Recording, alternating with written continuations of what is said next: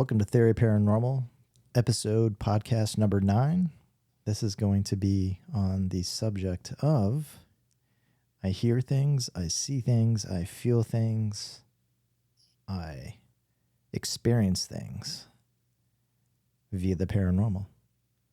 And also towards the end of the podcast, a little bit more about the moon. So, as always, welcome back, Mr. Dalton. Hope you had a okay time at this wonderful thing we call life since the last time we spoke. Yeah, well, it's busy.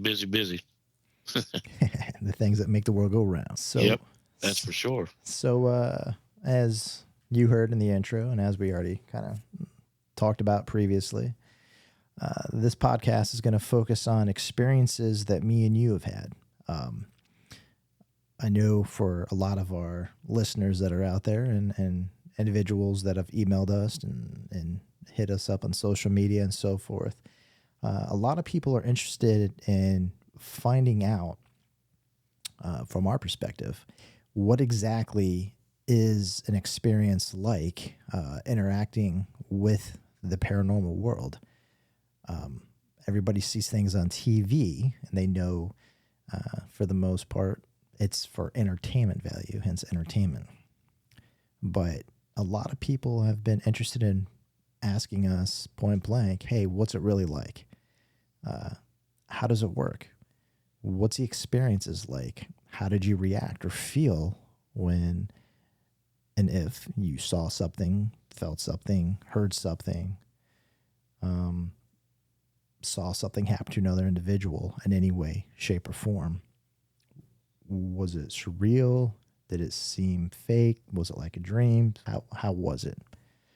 So, with that, we're going to impart some of our experiences to let the listeners out there take a little bit of our perspective of how we got to be up close and personal with the paranormal world. So, I think what we'll do for this first portion, if you think about it, Dalton, what's the biggest thing you always see in all these TV shows everywhere and stuff? What are they always trying to do? What are they trying to always capture on video? Well, a lot of the real shows that I like are the ones that try to debunk stuff first. Let's just get that out of the way. That, yes, they're for entertainment purposes, but also there is some legit reality to what they're doing. So, but they're always trying to capture some kind of movement, shadows, apparitions, full colored apparitions, things that, you can basically say it's indisputable evidence. If that's where you're going with that, I believe they're just trying to catch the indisputable evidence, the stuff that you can't deny that, hey, that was right there, or that moved, or that door opened, or that glass fell off the table, or whatever. Pretty much they're always trying to catch that kind of evidence. Right. So you're getting at right now things that you can see visually, right?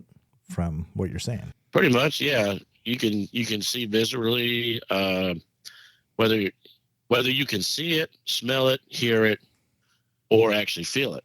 So okay, you have all those in play.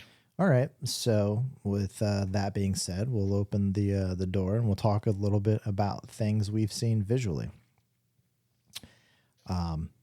Now, keep in mind, as me and you both know, and this is for everybody listening, as far as it goes, everybody's unique and different in their own way. And what one person may interpret or see, the person right next to them to the right or a person right next to them to their left may not interpret or see anything at all, or hear, or feel. So it's a very mixed bag of everybody's unique experiences. You may hear some opinions or theories that me and Dalton may express today, but by no way, shape, or form is this the status quo of what is normal or what is always expected if you ever go out and do a investigation or look into the paranormal or have personal experiences. Everybody's different is what I'm getting at. So it's varied. and we go out on investigations, man, and sometimes we get nothing, sometimes we get something. It's kind of like And I've fishing. said this before. Yeah, it's always like fishing, but it's like I said before, these guys are on location for, 7, 10, 12 days, 2 weeks, whatever. You're And then they take referencing, all the, you're talking about the people that are in the entertainment side of the world for paranormal that are doing stuff. the shows, what I'm talking about, the shows. Okay. So when you watch, what I'm trying to say is when you watch one of the shows, it's not like they just went in there and bam, all that stuff happened. You know, sometimes it does happen that way. Sometimes you can go onto a location and the evidence starts right away. I mean, it does happen like in the daytime, like when we're doing like base readings and stuff before we go in at night and investigate. So we might get evidence, uh, sounds, feels, smells, whatever during the daytime while we're setting up or while we're doing our base readings. But um, people got to understand that these shows, they make it out like, because I've had some people ask me like, so the shows, man, they film the show and look at all the stuff that happened. I'm like, well, yeah, but that's them staying there for a week or two filming the show, and then they took whatever evidence they caught in that time and put it together into a show. It's not like all the time that you walk on to a location spot that is active right away. So, but anyway, what I'm getting at is a lot of these shows they're on location for a while. And so it's the same way with us when we go do investigations that we go to a location or a spot. Man, we might get set up at 7, 8 o'clock at night, and then nothing happens till 1 or 2 o'clock in the morning. And then from 1 or 2 in the morning till 4 or 5 in the morning, we got stuff going off left and right. So you know how that goes, man. Yeah, as far as it goes with that, it's you get excited, you get pumped up, you get into there, wherever you can investigate, and then it's just like nothing. And you're hoping and it's just like, let's do this, and it's nothing. And then you're just like, okay. And then other times you're like, oh, it's been a slow night. And then you review all the footage or evidence and you're just like, wow, I had no idea that it was going to be this active. Because you might utilize things, devices, K2 meters or mel meters or radios or REM pods, amps, ion generators, you name it, tons of stuff. And they may be just nothing, but your EVPs are off the chart. And unless you have one that automatically rewinds and plays after you ask a question, you're not going to know until you review all your stuff. So, but as I said earlier, let's focus on things that you've seen in any investigation or even not an investigation. What type of things have you experienced visually? And if you can kind of paint the picture of where you may have been or what was going on at the time. Not too in depth, but just a little bit of a snapshot.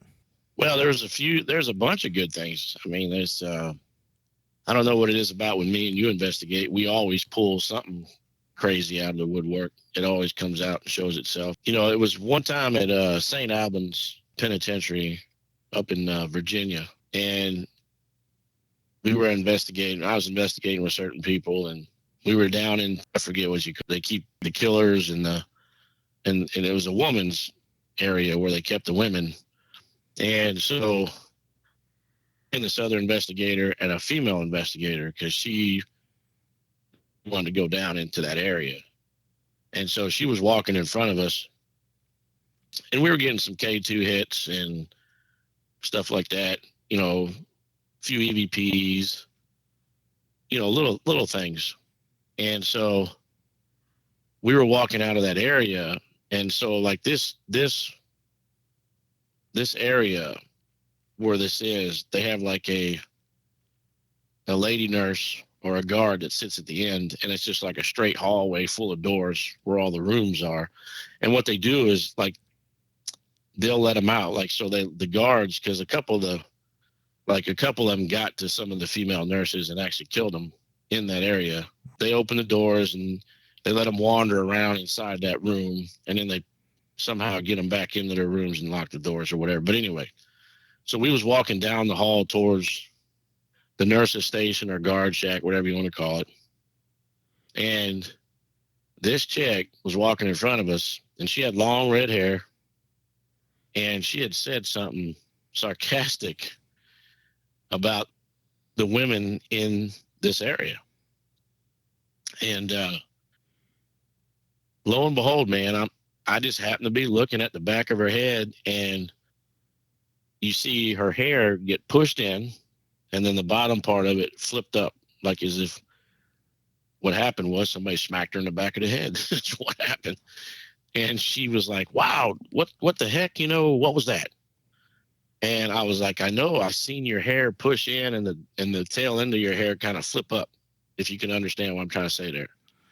Oh, And so, completely, I do. yeah, so basically, she said something sarcastic, and an entity smacked her in the back of the head. So I thought it was pretty funny myself, but it was no, and I mean, if I remember right, the guy walking with me, that was her boyfriend. And we both kind of giggled like, you shouldn't have said that. You got what you deserve, basically. But it didn't really hurt her. It scared her a little bit, because now you have an entity actually smacking you or touching you. It's to her, I believe it was pretty startling. It was an experience that she never experienced before.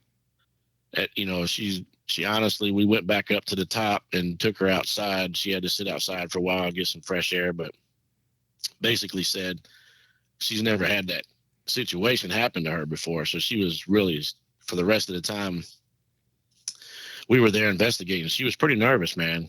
After that, it's just like she was on her toes all the way through the rest of the investigation.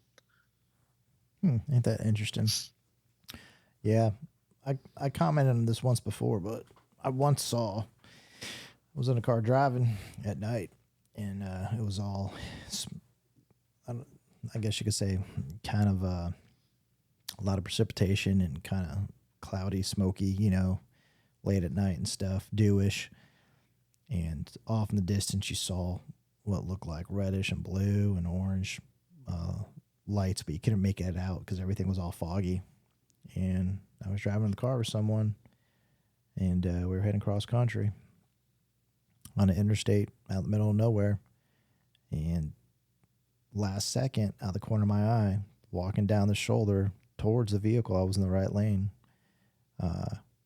saw this person look like they were wearing a trench coat, just walking on by the car. And that last instantaneous second, right as they were right next to my front right quarter panel, I looked up and looked to see them. And I saw a silhouette of a person, but I was seeing through them. And when I went to look at where their face was, there wasn't a face. It was like all shadowy and everything. And then, Nice. not even a quarter mile down the road, we finally got next to where the lights were, and there was a major accident with the car flipped over. Looked like it was on fire. And, take it for what you want. You're driving late at night, and just out of nowhere, that just happens all in a split second. I mean, from the time I saw whatever that was to the time I got to where the accident was, parallel to that and on, we're not even talking a minute max. So that was one of my first experiences seeing something physical with my eyes that I thought was pretty interesting. That is interesting, because pretty much what you're saying is the person that perished in that vehicle was walking down the road. That's what you're getting at. Potentially, maybe.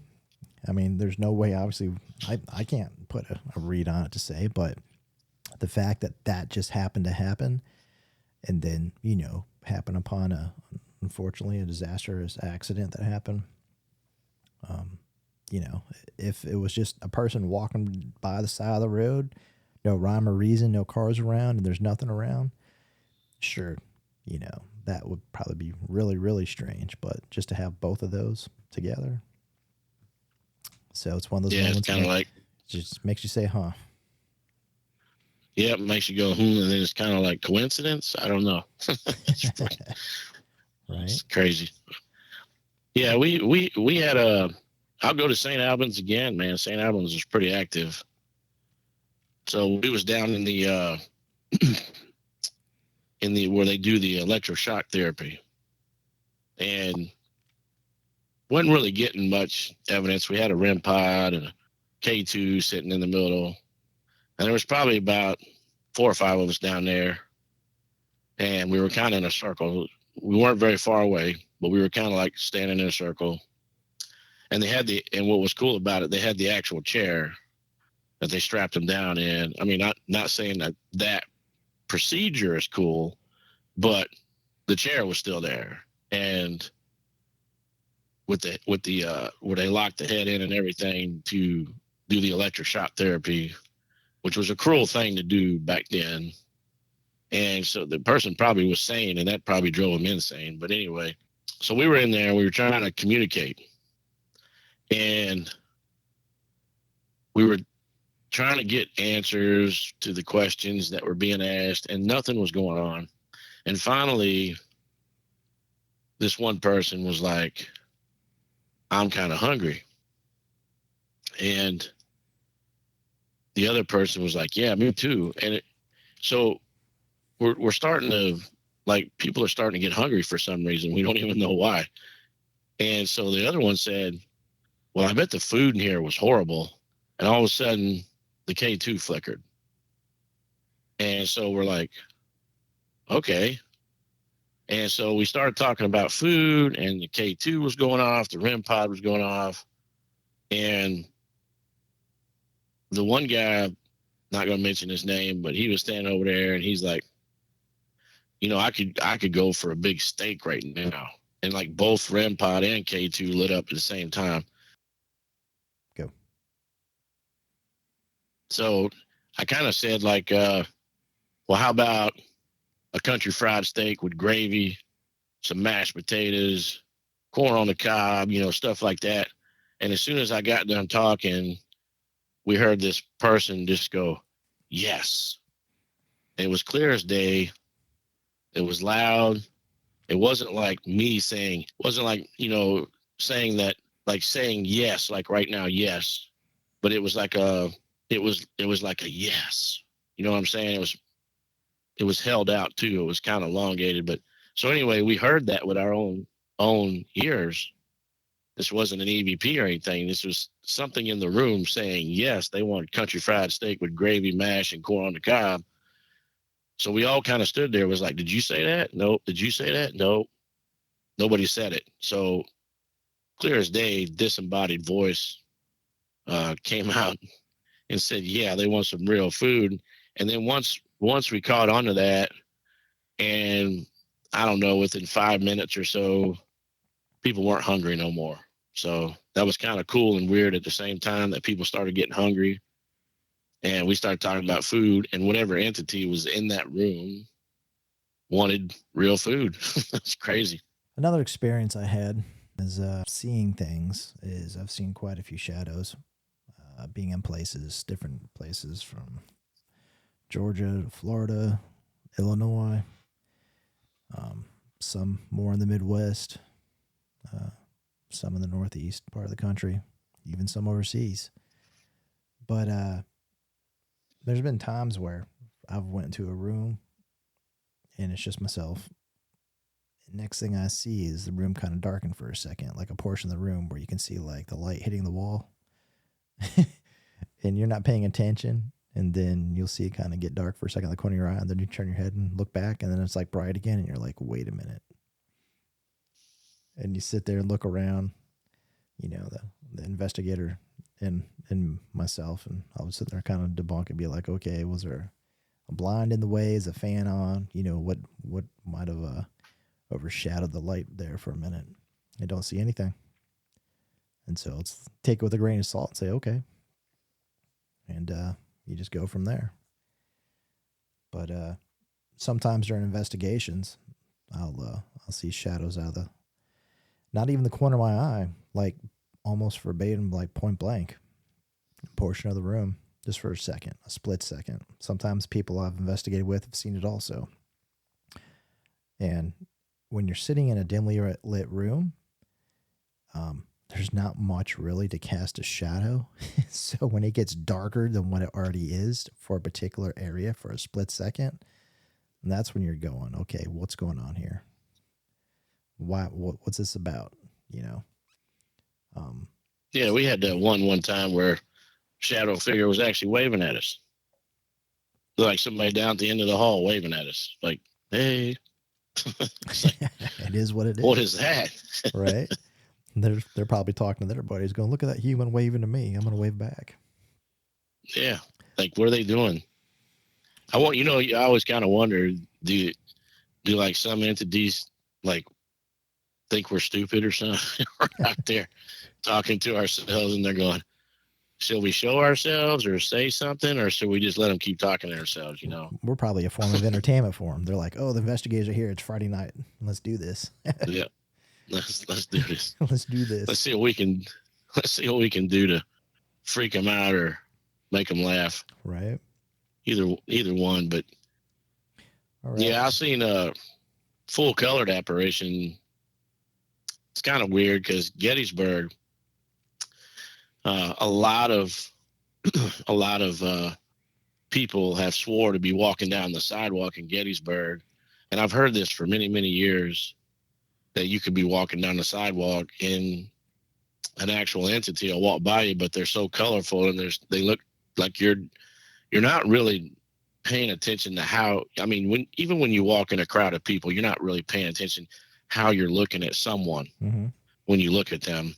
So there's been a lot of instances where people will be walking downtown Gettysburg, and let's say a lady comes walking by, and they move out of the way, and they're like, "Excuse me, ma'am, sorry, whatever." And then they think about it for a second, and they turn around, and that thing, the entity's gone, like it went by them and disappeared. But was that a residual deal? Who knows? But I've heard these stories like for many years, and we was doing an investigation in Kentucky, and walking down the hallway. Now the house ain't that big, but walking down the hallway, I knew what it was because I know what I'm. This ain't like I'm just walking down the street. I'm in an investigation, and this little girl, she like comes out of the room, like she gets in the hallway right there, like not even probably 40 feet from me. So I stop and I'm like, am I really actually seeing what I'm seeing here? And I know it wasn't residual, like a replay in time, because she actually stopped in the hallway, turned her head, looked at me, and then ran right through the wall into the other room. Hmm. And then I tried to go into that room to, chase it down and say, get communication. But I must have frightened her or something, I guess. I don't know. But that was kind of cool seeing that, and being able to witness something of that nature it's amazing, man. It's just an amazing deal to me. It's not that it scared me or anything. It did kind of startle me a little bit because you see all these horror movies where, you know, some little apparition comes out. Next thing you know, they're like charging you or something. But yeah, so I seen that little girl, and she literally turned her head, kind of looked at me, and then she ran through the wall. And I was like, oh, okay. Thought that was pretty cool. Interesting. Interesting. The other time, and I've already touched base back on this in previous podcasts that we did, but I had someone sitting next to me, was doing some stuff with a candle with a group, and said their name. They didn't respond to me. I looked over to them. It was dark, and I saw an etherical being, basically, like you're talking, kind of like an apparition. When I looked at them, I didn't see them. I saw an etherical being, pale skin, piercing blue eyes, blondish matte hair, and person was talking to me, telling me to leave. And the person that was sitting there physically was a shorter individual, dark hair, dark olive skin, dark brown eyes, and completely opposite of what I saw. So, at that time, is that me just visualizing this or perceiving this, but this is all in my head of what I'm seeing? I mean, obviously the person didn't morph or change. Everybody's seeing her, but for some reason I was privy to see that. It didn't startle me in the sense of like, oh man, I got a spirit or a ghost or entity sitting right next to me. But it was the last thing I expected because we were doing some some Q&A and using a candle for confirmation with the flame going longer or shorter depending on whatever it was we were asking and stuff, and then just nonchalant looking over and seeing this entity there, and it was like, alrighty then. Most people So probably the wouldn't. entity, so the entity was like it was like sitting, like was her, but it wasn't her. Yeah, it was the equivalent if you've ever seen one of the movies where it's like they show a person there and then it cans to the other person that was originally doing whatever, and they cam back to the other person, and then it's like something else. That's literally what it was like. I was looking at somebody that was not the person that was sitting there completely. Like, So I always wondered, like, is that like possibly a spirit that's following that person around, where this, because you almost want to go like, are they possessed? Because they just morphed a little bit, but I think for that particular instance, after doing a lot of research and already kind of knowing what I was getting into for the scenario for that night, I believe that was 100% tied to the property that we were at. So, okay. And it was just someone that didn't want anybody there on the property whatsoever. It was somebody that lived there over 100 and some years ago. And because we got that photo that the lady from Wisconsin, she sent a photo in, and her son standing on a cliffside.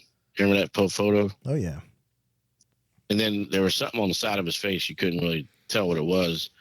And then we zoomed in on it, blew it up several times, and there was a baby's face, like right on the right side of his face, like morphing, like if you want to say morph, or it was appearing on the side of his face. So you blow the picture up, and there was like a baby's face, and then what looked to be an older man, but found out it was a younger man. And so all that was going on the side of his face in the photo. And that photo's on the Facebook page. It's interesting. But it's interesting you say that, because I've showed you one particular photo wherein I was at the Moon River Brewery with a team I used to be part of. And just the way it had it, I was standing in the middle in the back row. There was about 9 individuals. And there was a particular general from the Civil War that utilized this building for some stuff. And we were supposedly interacting with it all night. So at the end of the night, we took a group photo. And besides me and one other individual standing next to me, when you looked at this photo, it was a digital photo, everybody's left side of their face, when you looked at the photo, looked like it was droopy, like, and there was no consistency to it, like it was smudged down, and it was blurry on everybody's left side of their face only, which was just odd. I mean, if you take a photo and the whole left side of the photo is messed up and the right side of the photo is good, you can be like, oh, okay, maybe it's screwed up, or, bazillion reasons. But for it to pick and choose people's faces and show only one part of it being messed up and the other part being good, and then on top of that, having individuals in the photo where their face looked normal, that's just like, what's that about? Well, I mean, were they drooping like really drooping, or was it like drooping? Because no, it was it was drooping in the photo. Like, the only way I can explain it is if someone took a photo, okay, like a Polaroid, and back in the day, automatic photo takes a Polaroid, prints all the ink to the camera, develops, and you could smudge it sometimes with your finger. Well, that's how it is for all these individuals. Besides 2 individuals, their faces were all drooped down, and I get you. It just didn't make sense. And that was my first time where I saw a photo that had individuals that was impacted, my guess, by energy or something else. It can't be explained in the environment like that. Besides trying to capture an orb or you know, an apparition or spirit or whatever may have you. So Right. So that's, yeah. And they were up in, I think, Wyoming when this happened. They were visiting Wyoming and they were standing on the mountainside. And it is kind of weird because that, when she sent me that photo, I kind of was, she's like, what do you see wrong with this picture kind of thing? And I'm like, don't know. So I started really looking. I go, well, it looks like something's wrong with this, with the side of his face. And she goes, yeah. She goes, keep investigating. So I did. I blew it up. And sure enough, there was two faces in that circle on the side of his face. So yeah, it's kind of weird how that manifested that way. And then taking your photo, now you're telling me photo you got, something manifested on the side of her face as well. yeah, So yeah. yeah. What about what about hearing things? What's your experience on hearing things, you know, audibly, like inside your head or outside, like someone's kind of yelling at you from a few feet away or further away? Or have you ever experienced anything Well, like that? yeah, I could talk about, you know, May Stringer House again. I mentioned it before. We were, um, well, let me get this. Let me get the question right. so you're so you're wanting to know like if I've heard anything in my head, not like a disembodied voice or anything. So Well, um, like for instance, if you're doing an investigation or you're at a place that's paranormal related, or even not, and next thing you know, something pops in your head. You know, it's like a voice or a sound. Um, you know, like if you are doing something somewhere with a team, or maybe for an instance, it was a time with when we investigated, and I throw a question out, being like, "Hey, can you make a noise, or can you say, you know, X, Y, Z?" And the next thing you know, you hear it. Like if you have headphones on and it's stereo, and you hear it, but it doesn't. I don't respond to it. Like I don't hear it outside of you. So that's what I mean by yeah. have you heard something personally, or have you heard something to where other people have heard it? You know, or it sounds like kind of like far away from you. Well, about every investigation, we tell people if something crosses your mind and you don't know why you're thinking about it, go ahead and tell us because that happens all the time. Uh, I would say not on a, I wouldn't say all the time like a regular basis, but it does happen a lot that you're in the investigation and you haven't been there before. You don't know nothing about the place other than whatever little intro or history that the people tell you that, you know, live there or work there or whatever place we're at. So you're doing an investigation and all of a sudden this thing pops in your head that relates to the investigation, but nobody in the group told you about it. So where did it come from? So yeah, I've had that happen, and I'll be like, we're not getting any evidence, let's say, and all of a sudden this thing that popped in my head, I'll start talking about it, and then all of a sudden we get evidence. So yeah, I've had that happen numerous times where you think it's a thought is really something, you know, something communicating with you in that manner, if you understand that. Oh, completely. You know, for instance, you bring up the May Stringer house. I remember the first time I was there, and supposedly there was a little girl that perished, unfortunately, uh, back in the 1800s. And I remember I was doing something with the radio box, and I had something with a cassette player I was using with headphones. For anybody that doesn't know what a cassette player is, they're like an iPod of today's age. And I just dated myself there. Yeah, you're showing your age, man. And I just remember specifically saying the person's name. I'm like, "Hi, I'm here. You know, I'm a friend, and if you want to say anything to me, you know, go ahead." And then I heard the sweetest little voice say hello, and it completely floored me because that was like the first real time that I heard something really. And I didn't know what I was expecting at the time. I didn't know if it was going to be something strange or weird or odd, but no. Um, it was nice, and I tried communicating after that, but someone called me, and then I had to go on and continue on with what we were doing. So, Yeah, we had the May Stringer. Though. I'll talk about that one anyway because it was pretty cool. mm-hmm.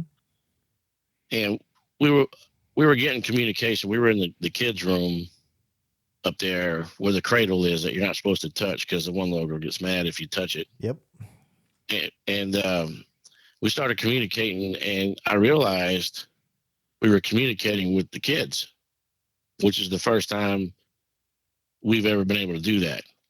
So, she had a kid with her first marriage, and then she had like I think 2 kids in the second marriage. So they were, step kids. And the one instant where the first child, the daughter from the first marriage, she fell off the second floor balcony and broke her arm or something. You remember that story? Yeah, vaguely. So my push was once I figured out that I might be talking to the step kids, like from the second marriage, let's just say the second marriage kids, I started pushing to the fact that they pushed her off the balcony. And so they were giving me responses as though there was a scuffle and the one kid shoved the girl from the first marriage and she fell off the balcony and broke her arm. Mm. So I'm pressuring these kids to give me the response that they did it on purpose, basically. And from lo and behold, man, from like we're in that room. So then, when you come up the stairs and you got that room right there, and then you go up and right up on the left, like almost like catty corner from that doorway, is a room on the left there where the big master bed is and all that stuff. Yep. So from that room, we just heard this loud roar, roar, roar, roar. It was like all muffled and stuff. And so I stopped, and everybody in the room just kind of looked at it. We were kind of looking at each other, and I was like, "Did y'all hear that?" And they're like, "Yep." So there was a couple of people downstairs. I went over to the top of the railing there, and I, yelled down, "Hey, did your phone go off, or are y'all playing a game or something?" They go, "No, all our phones are on mute. We ain't doing nothing." I said, "You just didn't hear that mumble, that voice that said something?" And so here's a good instance of pick and choosing who hears what. They didn't hear a thing, and they're sitting on the bench. Like you can look down the stairs, and that house, that staircase ain't that big. No, it's one of those. It's one of those thinner staircases. It's not as wide, and the steps are kind of high. So if you go to the top of the stairs and you fall forward, you're gonna fall down. You ain't gonna go down the stairs. No, you're gonna fall. So, and they had that bench right there by the end table with the lamp on it. Yep. Backed up to the stairs right there. Mm-hmm. So that's where those 2 people were sitting, and I said, "Y'all didn't hear that?" And they go, "No, we didn't hear nothing." And they've been quiet. They were quiet. So I thought, well, okay, this was meant for us to hear, not for them to hear. So we went back. I said, all right, let's halt everything right here and let's put this back. So played it back, and sure enough, there is a male angry voice. And so it took us a bit to replay it. We replayed the EVP, and I kept the camera rolling and had it taped. And unfortunately, my camera was stolen, and that tape happened to be the tape that was in the camera, because I kept showing people that, because that was clear as day, one of the few clearest disembodied voices that I caught on recorder. Now, of course, with the human ear, it sounds muffled, but on the recorder, it's pretty clear. And then we finally figured out, what the guy said, and he said it was an accident, and he yelled it from across the room. Yep, I That's remember that. exact. I So remember that. yeah, yeah. So once I mean, I know it made him mad because I was drilling them kids pretty hard on trying to get them to tell me the truth on what really happened with Yeah, I remember the you. first I daughter. remember you were asking them questions for quite a while. Yeah, and they kept responding, and then all of a sudden that guy yells, "It was an accident!" like loudly too. It was like And with then force. all the kids stopped talking. I remember that. It was like almost they were afraid of him. Yeah, well, they must be because like I said, that was the first time ever on all the years I've been going there. It was the first time ever that the kids actually spoke. It's like the dude was away or something, and they're like, "Oh, we can speak." Because you remember every time we go there, I'm like, I could feel these kids in the room, like they're standing in the corner, they just don't want to say nothing, Mm-hmm. and it's just crazy. And I remember one time I even, they say, "Oh, if you touch the cradle and she doesn't like you, then you're gonna go home, and like a couple of days later you get sick or something."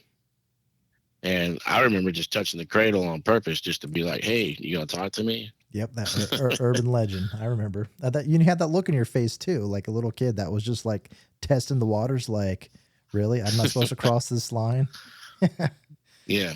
Don't throw gas on the fire. I got 5 gallons. You know what I mean? Yeah.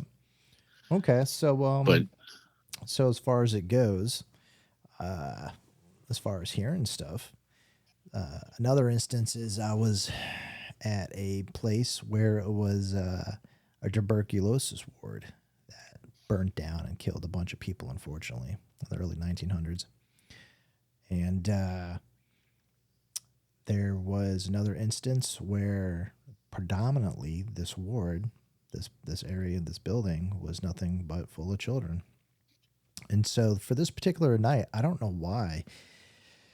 And this is actually before I even knew I was going to this site, because sometimes when I investigate, I'll just get with a group of individuals that I know and I'll go blindly, not knowing any information where I'm going. Just that way, when I go there, the experiences I have are that much more authentic and real. And there's nothing that's been percolating in my brain, prior just to have me think about. And I grabbed a ball, and I believe it was a little teddy bear. And so there I was and put these items on the ground, and everybody was trying to get activity. They couldn't get anything, and I show up out of nowhere, put them on the ground. Next thing I know is I felt this very lighty, airy feeling of happiness and giddiness inside. And then I start hearing children's laughter. And I just remember I turned around real quick because I was thinking, first thing I was thinking is who brought their child to the investigation, because it's 18 and up item. So I spun around in the dark and I'm like, hey, and there was nobody there. And then I turned around again cautiously and I was like, does anybody hear that? And everybody's like, nope, we've been doing Q&A and haven't had any activity for 20 something minutes. And I believe they had some activity with a light and that was it. And I was like, right. And then I heard the laughter like 2 more times. And it was almost like as if the kids were playing with the adults just to mess with them, just to have fun, nothing else. And, kids are kids. And that was pretty. They're still being. Yep. Yep. And that was cool to me because, it just shows you, despite no matter what side of the fence you're on of living or not, or wherever you're at, you're still going to have what I would like to think is basic principles of, life, as far as it goes of being young at heart. And Right. so for that particular instance, I heard a total of 4 times of children laughing. And it wasn't as if it was identical, like someone just playing, play, rewind, play it again, and it sounds exactly the same type of laugh. Every time I heard it, it was different. So that was pretty neat in my book, as far as hearing stuff. So yeah, that's pretty cool. You remember Ashley? What is it called? Ashley's Restaurant or whatever over there. I remember The one Yep. used to be the old train Yep. depot or whatever, sits right near the railroad tracks. Yep. Yep. I remember that. So this goes along the feel part, feeling something. So you remember like the upstairs, let's say north corner up there was on fire, caught on fire up there. A lot of people perished in that.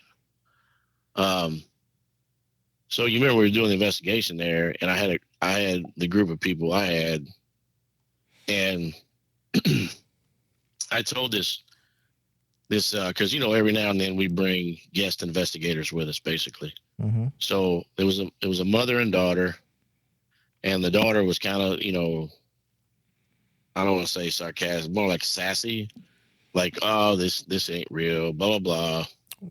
Yeah. And so I had the ghost radar going up there, and I said, everything that I asked for question, the ghost radar was spitting the answers out.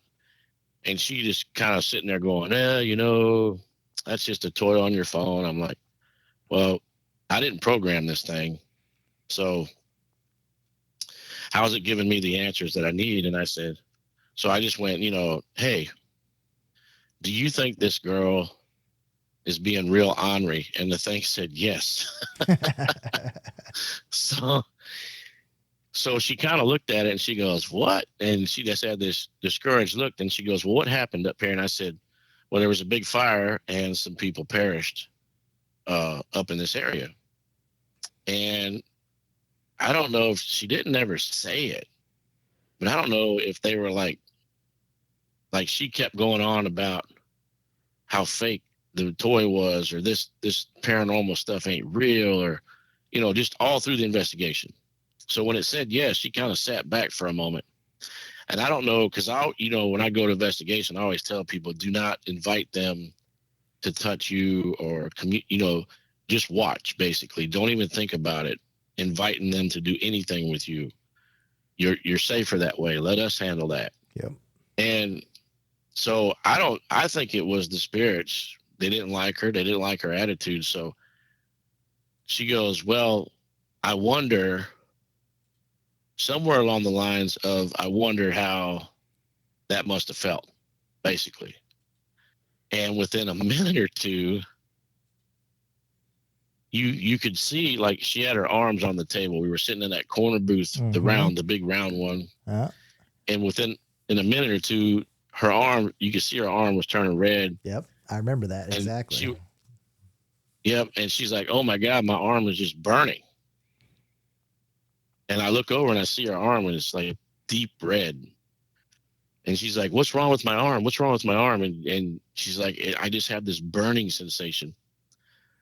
And I said, well, you asked them, you wonder what it must have felt like, and they're letting you know. And so then I had to tell the entities, back off. Yep. She gets the point, leave her alone. And within a couple minutes, the redness went away and it stopped burning. But I remembered that we even got some ice for her because it was uncomfortable, and it totally, obviously took her out of her comfort zone. But it took her back. Even her mom was surprised, because this is something that was manifesting and happening real time to somebody physically when they didn't do anything. Because I remember this individual was wearing a shirt that was buttoned up, like a flannel kind of thing, because it was cold when we were doing this, and they had their shirt sleeves rolled up to their elbows, and they were just sitting in the booth and just had their phone right there next to their hand and just had their arms just resting on the tabletop. And we were just all talking, and then boom, that just happened out of nowhere. So it's just her mom was like really surprised. It what I call, that was a come to Jesus meeting right there. You literally asked for that because you kept saying all this stuff is fake, and you're not really communicating. How are you communicating with the other side? They're gone. They're passed away. They don't talk anymore. And that's, to me, I try to tell her, that's the worst thing you could say, because, like I've said in other podcasts, my belief is that the deceased, they were human beings, man, regardless whether they were, good people, bad people, evil people, whatever. but they still want to be heard for some reason. They might have a story that they still want to tell, Oh yeah. especially if they died tragically like that. You know, Tell me, that's it. tell me this. What about physically feeling anything? I remember one time I was doing an investigation with a bunch of people, and I made a comment about, "Hey, if you're around, let me know."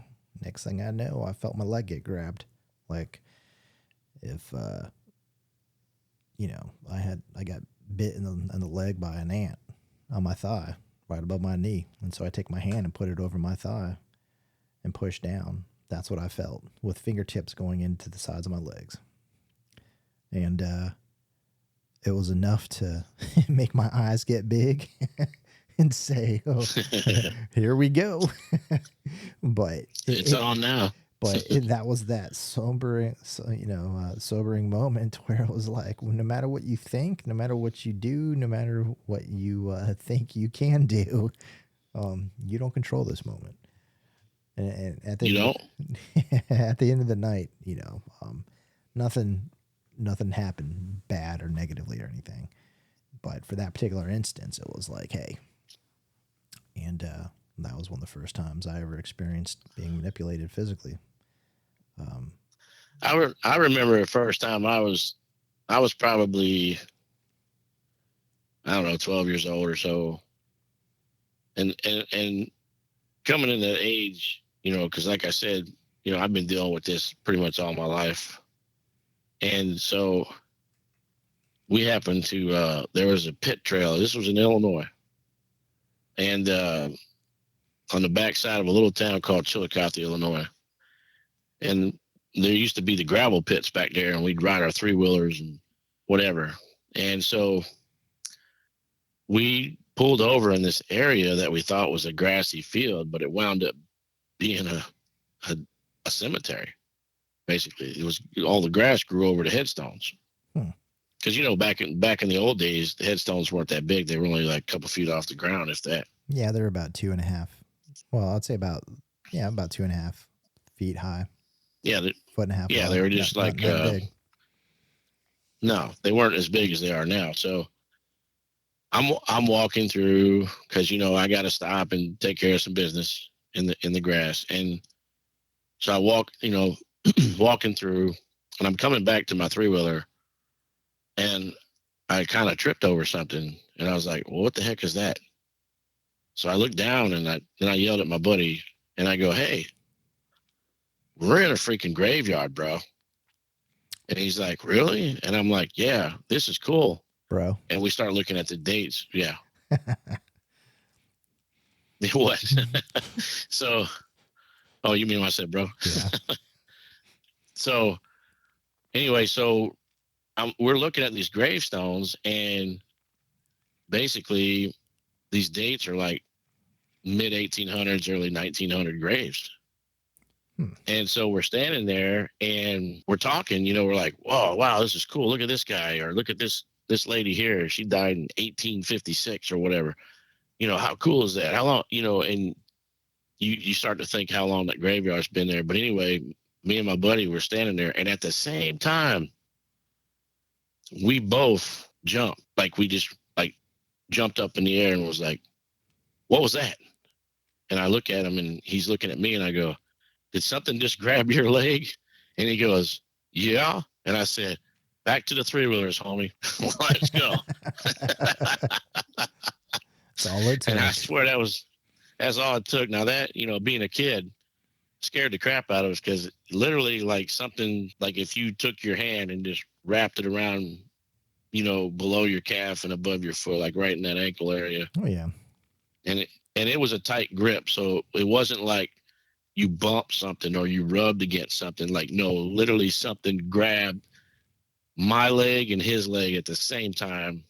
And we got on them 3-wheelers and hauled butt, man. Well, I don't think we ever went back there, but that was, I think I was like 12 or 13 years old. That was my first physical contact, you know, experience with the paranormal. Interesting, man. Interesting. Now, what And about? Go you ahead. remember, I got one more for you. You remember Clearwater Theater? Mm-hmm. So you remember we were in there, and the chick that we're both friends with, she had her boyfriend there, and he said something negative, and then he was like, "Oh man, my arm, it itches."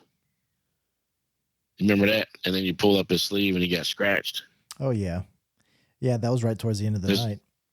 yeah, there's a picture of that on the Facebook page as well, I believe, of that dude's arm, what it looked like being scratched. I remember that because that was about a particular individual killing somebody, and Mm-hmm. there wasn't that much activity really that whole night. We were there for like 5 hours at least, and then right towards the end, we were up there on top of the pews there, upstairs in the second floor balcony, looking at where everything transpired, and I remember they were complaining, and it's always it it always seems for the most part when you're looking for stuff, it doesn't happen. And then when you don't think about it or you let your brain relax or you're just going about your business and then it's like everything's like, aha, here you go. And you're like, really? Where were you, 14 hours ago when I was looking for that? Yeah, and that night, a lot of evidence was on EVPs and photos. Yeah. But you're right. There wasn't like much, if you want to say, poltergeist activity. No, no. What about as far as it goes for your sensories of smelling stuff? For myself personally, I have either smelt perfumes when I've done locations. I have smelt fire, uh, like cinders burning or smokiness to the point where I was coughing.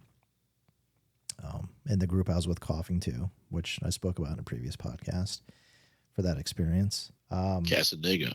I've even smelt food before, you know, and like it's just brand new in the kitchen, ready to go for dinner time. In defunct buildings that have no power, there's no food anywhere. No one brought any take home or take out or grub, to eat. It's just nothing. So it's definitely interesting to be able to have your sensories of smells going on and experiencing things when you know for a fact um, there's no reason for it to be like that. So it's the other side showing you, hey, what's your take on experiences with smelling stuff? You have anything there? Yeah, I've got a bunch of stuff, but I think the most interesting part of the smelling issue is basically because there's a little bit more to me. You know me in this field than there is that most people don't realize. And when we go into an investigation, and sometimes, let's say, a former family member is hanging out at the house, and I think it's real interesting that if you start talking about this person that passed away, and the people are sitting there looking at you like, yeah, okay, that's a lucky guess, or that's whatever. But then that person, like, let's say, you remember me and one of our good friends used to be a tech guy for us. We went up and did an investigation in New Hampshire. We went inside that little bar, diner type place. Never been there before. Never been to that town. And the same thing started happening. I started to try to tell this one girl, it was an uncle of hers that passed away. He was communicating with me, not with equipment, but in other means.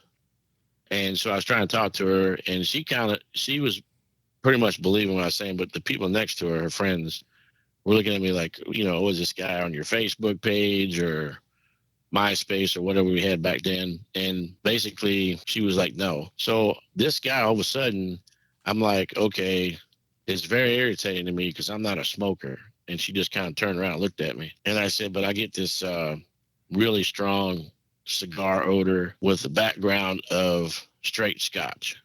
So obviously this guy was a scotch drinker and he smoked cigars, like Henri cigar. You know the Henri cigar? It's not like the good smelling cigar. This was an Henri, like irritating smell cigar, if you understand what I'm saying. Hmm.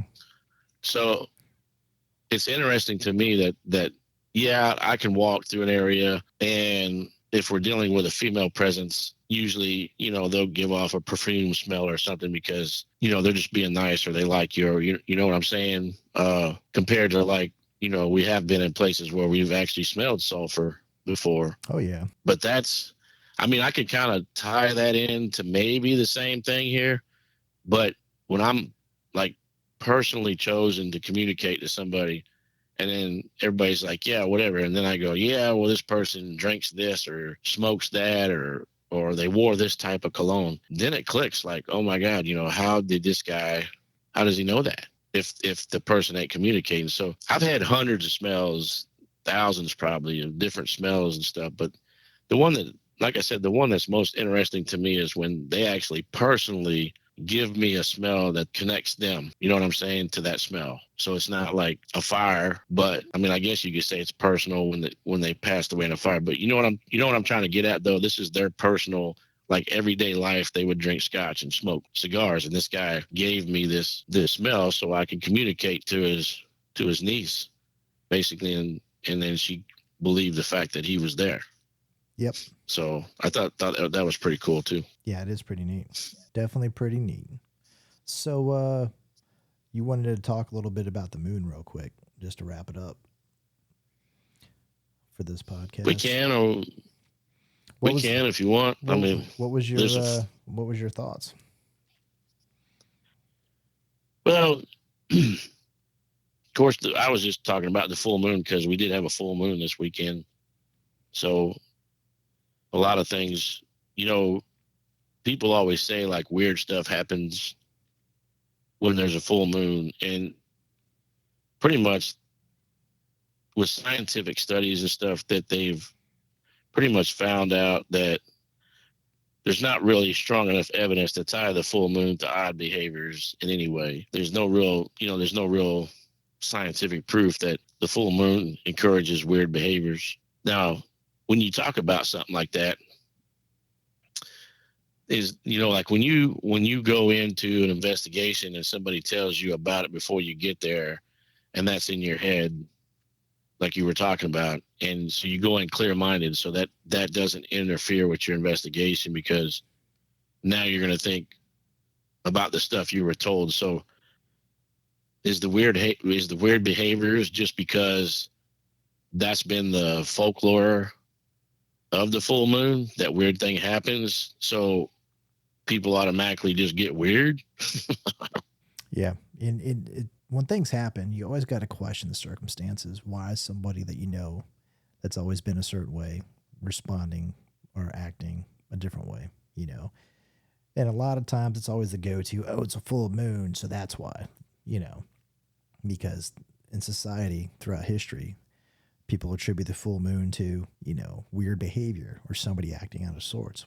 But in reality, it could be all about the different solstices of that's going on for nature and fertilization of soil and festivities. And, it just depends on what facet of life you want to dig into to see how the moon incorporates into justifications of whatever it is the subject matter is. Right. And then that's where the phrase comes about, where there must be a full moon out there because, people are acting stupid. Right. So, but, if you do the research, because it's a lunar effect, and if you do anything on it, basically the Roman goddess of the moon, she's very familiar to us today. She's probably known as Luna. Basically, it was the prefix of the word lunatic, if you can imagine that. So, the philosophers, they basically, I guess, pretty much went off that name. I don't know if she was actually crazy or not, but people always think that the mystical powers of the full moon induce erratic behaviors. But, if you figure the goddess, her name was Luna, and it comes from the prefix lunatic, maybe that's where it comes from. Interesting. You always teach me something. There's a lot of I'm always about to learn you something. Yep. I don't know, man. It's just it's full moon. We just had one. I tell you, all the years that I've been alive on this earth, I've never really, stupid stuff happens every day.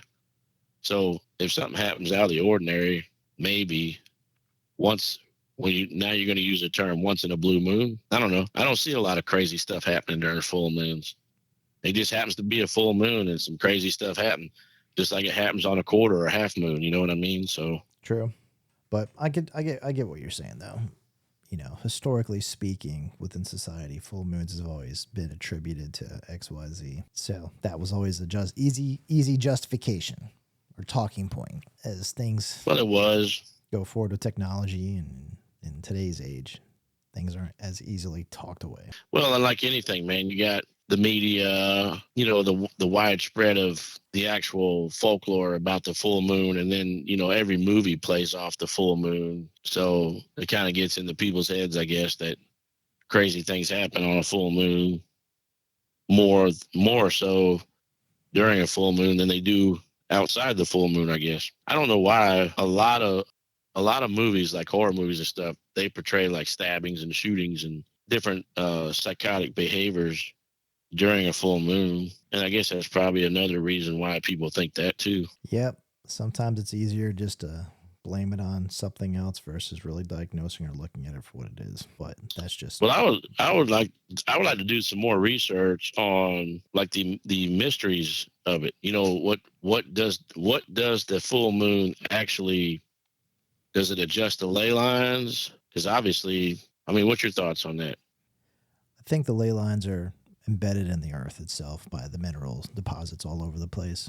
So I think that's the way those are run. I don't think that the moon has any impact on that. But do I think the moon has the impact on the tide structure of the oceans? Yeah. Do I think the impact of the moon can affect animals and people? Yeah. Because the moon is what validates our life cycles of day and night, nocturnal, daytime, all that stuff. So when you start throwing those things out of whack or adjusting all that, I think biologically it messes with things. Um, but that's just a little snippet of my 2 cents there of what my theory is. Well, what's your sign? Like, Uh, what are you, Taurus, Scorpio? I think I'm a Capricorn. Well, do you know that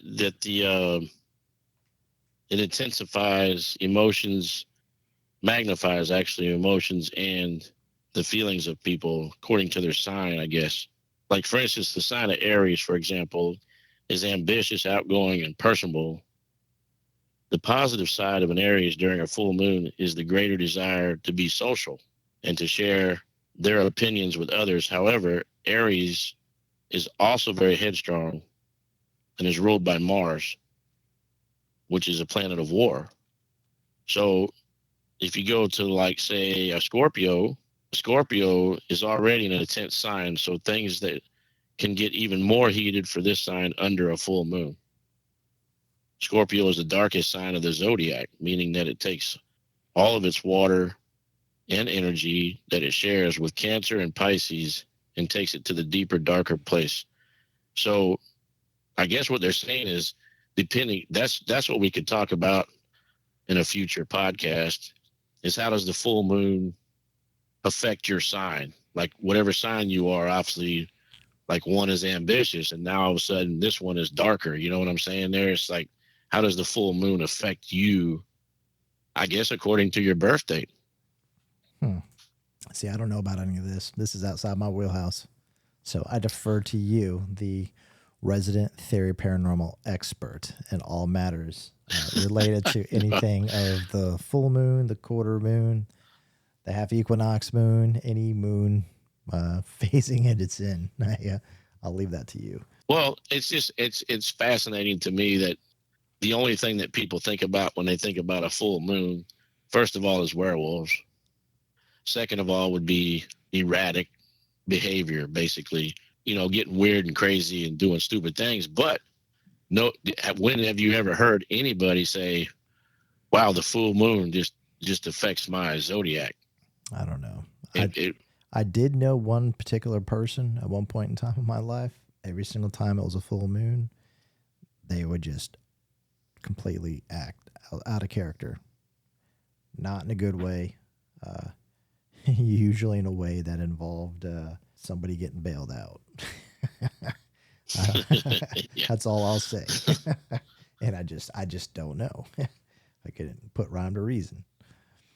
Um, Well, if you're a Capricorn, Capricorns like to maintain a state of equilibrium in their life. So does that sound like you? I don't know. Maybe I don't really dig into the signs and all that stuff either. So Well, so it's I guess Capricorns, they hate the full moon. They don't like it. Hmm. And I want to say that they don't like the energies that destabilize their environment, makes them uncomfortable. So if you're around somebody during a full moon that is basically breaking your equilibrium, you seem to get frustrated with them and not even know why. Interesting. Do I get So frustrated? Do I get frustrated with you a lot when it's a full moon? no, I never noticed if it was a full moon, and that might be why you get frustrated. I'm not sure. What? But it says that under some research, it says the Capricorn can get frustrated by the uncertainty of the full moon, like Sagittarius and Aquarius revel in it. Aquarians love the full moon because they love to take on new things. This sign actually loves change. Hmm. So any destabilizing effect the moon might have won't bother them. And a Sagittarius, they pretty much tend to be more positive about it. So like I said, man, it's pretty interesting that how the full moon, and this is kind of what I would like to get into on a segment sometime, how the full moon actually affects the different signs. So it's not really, so let's say that the people are acting stupid and crazy. Maybe they're, you know, the darker side, which I think I said it was Aries, right? So, who knows? Maybe that's why people do crazy things, because depending on what sign they are, because they have a thing of like when you're born at a certain time of day, they can pretty much read, I forget what they call it, but they go through and they read like all your different energy levels because you were born at this time of the day and on this day and et cetera, et cetera. People, there might be some people that might be feeling a lot of energy and love during a full moon. There might be some of them that just like the Sagittarius in them, they embrace it because it's whatever it is.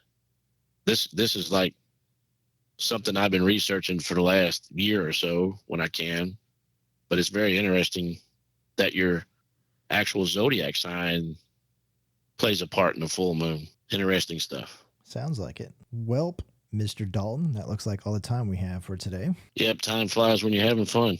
So, with that being said, this will wrap up podcast episode 9 of what you can experience via feeling, seeing, or hearing, or the moon from our perspective and theories. If you have any questions, comments about this podcast, or anything in general that you want us to reply back to, or if you have any evidence you want us to review and give us some time and we'll give you our professional opinion, feel free to email us at info@theoryparanormal.com. And as always, don't be afraid to ask questions.